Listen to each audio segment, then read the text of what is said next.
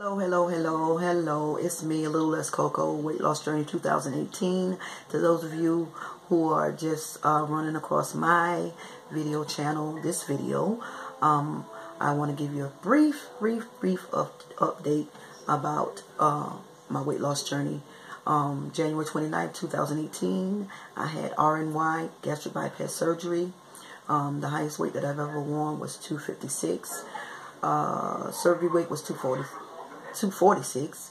The day that I left the hospital, I was weighing at 243.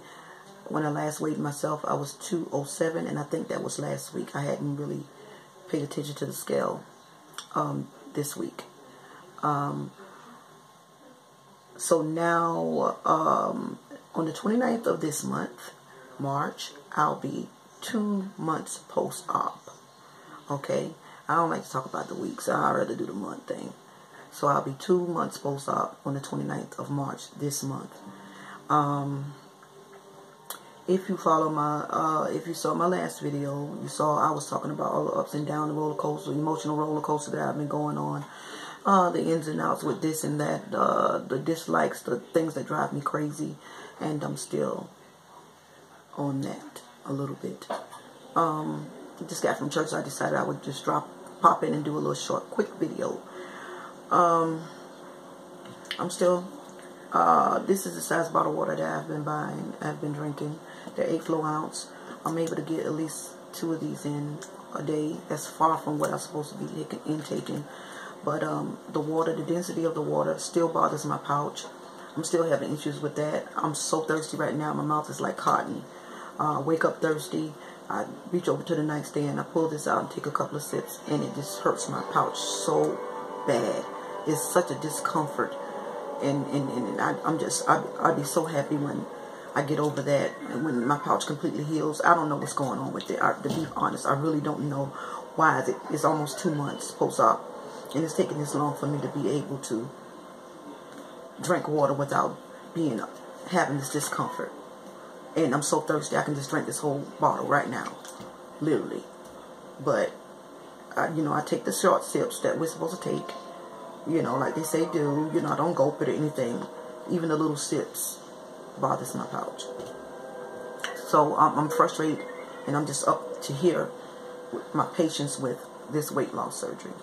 And like I said on my last video, I would not have considered, even thought about having this if it wasn't for medical reasons that my doctor thought that I just needed this. And I'm to the point where I feel like I felt I was better off without it. You know, that's the way I'm feeling right now. Now I can't tell you how I would feel, you know, next week or next month or whatever. I don't know. It may change, but right now, almost 2 months post-op, I'm feeling like this is the worst decision I've ever made in my life, almost. And even though it was for medical reasons, that my doctor felt I needed to do this, you know, I didn't know that I was going to have such, you know, up and down, you know, all of this stuff, you know. I know some people have even greater complications and even worse things probably off than I'm going through, but I'm just not, you know, I'm not feeling this at all. Let me give you a disclaimer, like I always do. Everybody's journey is not alike, so please don't base your decision on getting weight loss surgery for whatever reason you're getting it on my story or anybody else's. Your sister, your mama, your brother, your cousin, your best friend. I don't care. Everybody's journey is different, and there's so many people who have gotten the weight loss surgery, gastric bypass, RNY surgery, whatever you want to call it, and they're doing great. They had the surgery, came out with flying colors, you know, and proclaiming this is the greatest thing that I've ever done in my life, and I'm so happy with my decision, and they feel great, they feel good, you know, no complications, no up and downs, and they, you know, just going forward. And then there are some like me that feel like, why in the world did I listen to the doctor? You know. So that's where I am. I'm agitated, I'm aggravated, at times I'm angry. At times I'm emotional. At times I'm depressed. At times I don't want to be bothered. I don't want to talk to anybody. I'm telling you, the emotional part of this thing is serious. You know, so, you know, somebody else said it on their weight loss journey video, and they was talking about how serious the emotional part of it is, how serious it is, you know, because you find yourself, you know, you just up and downs at times, you know, and you just literally want to just cry. And through the workshop and through counseling and everything, my counselor was like, you know, a lot of the hormones is stored in our fat, and you lose that fat, so your hormones, they racing and they going here and they're doing what they want to do, got a mind of their own, you know. And so, you know, you got all this stuff to consider, you know. So this is not an easy way out, contrary to what some idiots may say. It's not an easy way out at all. This is hard. There's nothing easy about this journey, because even after you lost the weight that you want to lose, you have to maintain it. You have to have mind control, self-control over what you put in your mouth and what you drink, and to keep healthy and keep the journey to have to be successful.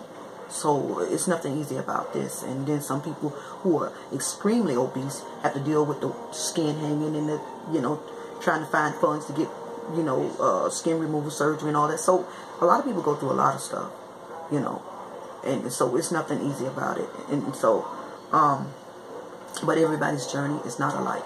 Everybody's journey is not alike. Okay? And so I'm just sharing with you my truths and how I feel right now.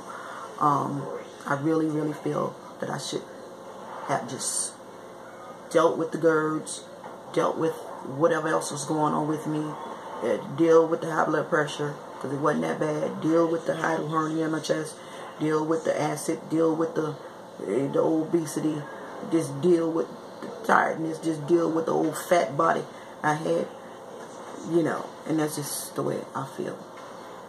And, you know, the weight is dropping off, and the clothes that were tight fits real nice. I just came from church tonight, and this dress was kind of like, you know, in the stomach area, kind of, you know, sticked out a little bit like I was 3 months pregnant, and now it's, you know, fitting perfectly. I tried on some of my suits for church tonight, a size 16 fit. I could zip it up, button it up, hook it up and all of that. I haven't worn that suit in about 4 years. I have another suit in my closet that's a size 14. The jacket, I button it perfectly well. The skirt was a little snug, so I said, okay, I ain't at a 14 yet, you know. So the weight is dropping off, and I can tell the inches are dropping off and all of that. And so that's all well and good, and but my main concern is I want to be completely healthy from the inside out. I want my inside to go ahead and heal like they're supposed to be properly healed.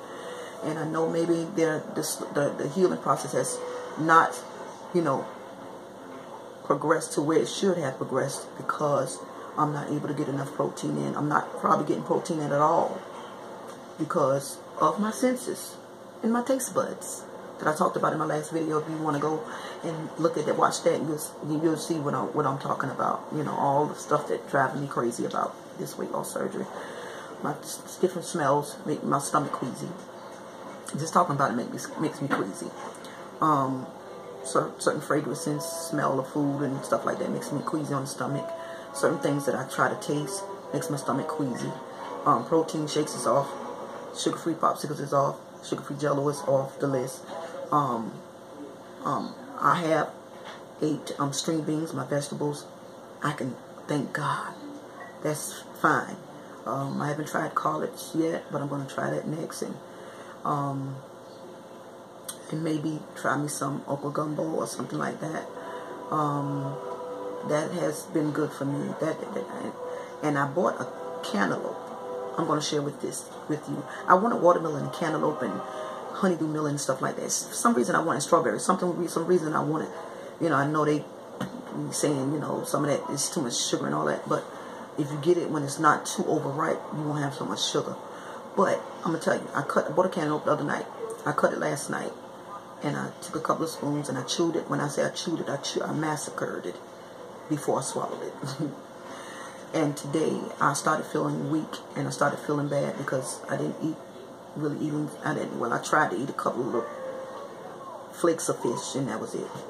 And I started feeling real weak and started feeling sick and dizzy and bad. And so I said, well, let me take a, this cantaloupe is not really sweet because it wasn't real ripened, but it was a little bit sweet, just a tiny bit.